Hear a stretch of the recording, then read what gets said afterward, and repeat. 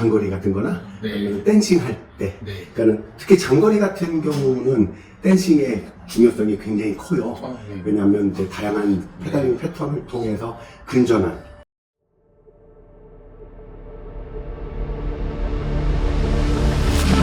안녕하세요, 박쌤이에요. 제가 목소리가 조금 안 좋은 게 5일 동안 자전거를 타면서 계속 이렇게 소리 내고 그리고 또 건조한 상태 이거 타다 보니까 목이 많이 쉬었어요. 양해 부탁드리고요. 그래서 어디가 불편하거나 피곤하면 그러면 좀 쉬게 해줘야 되는데 시간적인 여유가 없죠. 그러면 그때는 페달링 패턴 그리고 자세를 바꿔서 다른 근육들을 사용하는 과정들이 사용되어야 그래서 조금 더 긴 거리를 지속적으로 한쪽에 데미지가 모이지 않도록 하는 게 매우 중요한데 이때 사용하는 기술 중에 댄싱이라는 것이 굉장히 중요해지고 그 중요한 댄싱도 목적에 따라서 달라져요. 예를 들어서 속도를 조금 높이기 위해서 실속을 방지하기 위해서 스트레칭을 위해서 특정 근육들을 피로 회복을 위한 동작으로 그래서 그 동작들마다 목적에 따라서 형태도 다르고 사용하는 방법도 다르기 때문에 특정 목적으로 말씀하시는 분들이 여러 있어서 좀 더 수월하게 올라가기 위해서 하려고 하는데 제대로 못하니까 더 힘들어서 아예 할 생각을 안 했어요. 어필을 좀 더 편하게 올라가시는 것이 첫 번째 궁금하신 거고 네, 맞습니다. 두 번째는 이제 편한 상태로 조금 더 지속해서 속도도 조금 더 높이고 어필 시간도 조금 줄이고 할 수 있다면 아주 효율적인 어필 댄싱이 되겠네요. 네, 맞습니다. 그게 이제 질문의 네. 핵심이신 거예요. 네. 그래서 그 다양한 방법들에 따라서 훈련 방법도 다르고 그리고 결과물도 달라지고 일단 중요한 것은 아까 툭툭 끊어진다고 말씀을 하셨을 때 그 비연속성 이 연속성이 사실은 매우 중요해요.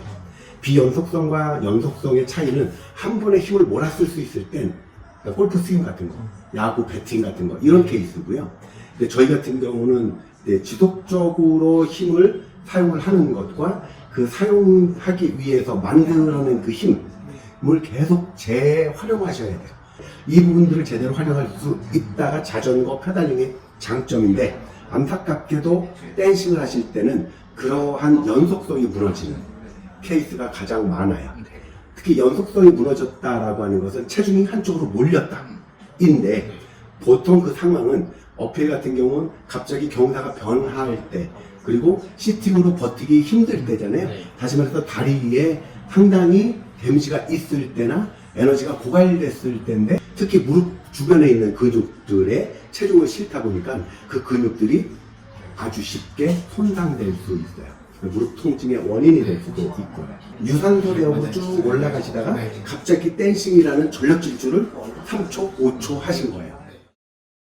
히팅으로 하다가 언제 댄싱으로 변화될지도 모르겠어요. 변화는 이 적당한 타이밍을 잡아야 되는데 시팅, 이게 댄싱도 이렇게 일어설 힘이 있어야지 하는데 시팅에서 너무 이렇게 고생하다가 마지막에 하려고 그러면은 못 일어나겠어요. 그래서 그 타이밍을 어디 잡아야 될지도 좀 궁금하고 두 번째 질문 팔동작 관련해서 당긴다는 표현을 많이 알려주실 때 당기는 게 어떤 의미인지? 그러면 두 번째가 이제 밀고 당기는 헤드워크와 관련된 헤드워크. 질문이시고 물론 밀고 당기는 것, 밟고 당기는 것, 페달링에서도 가능은 한데 일단 그 타이밍이라고 하는 것은 철저하게 체중 이동이에요. 그러니까 체중 이동에 대한 타이밍인데 이 타이밍은 두 가지로 나누어져요. 하나는 밟았을 때 체중이 완전히 밟은 쪽으로 옮겨지는 것이 하나 있고요. 이것은 좀 느리지만 강한 토크를 사용할 때 그리고 기압이가 조금 무거울 때 이럴 때 사용을 하거든요. 경사가 일정하다가 갑자기 세질 때 이때는 기압 변속을 한 것과 같은 효과가 나오죠. 페달이 갑자기 무거워지는 환경 이때가 하나 있고요. 그때는 어떤 방식으로 타이밍을 찾냐 하면 이 페달의 허벅지에 오는 부하 자체가 달라요.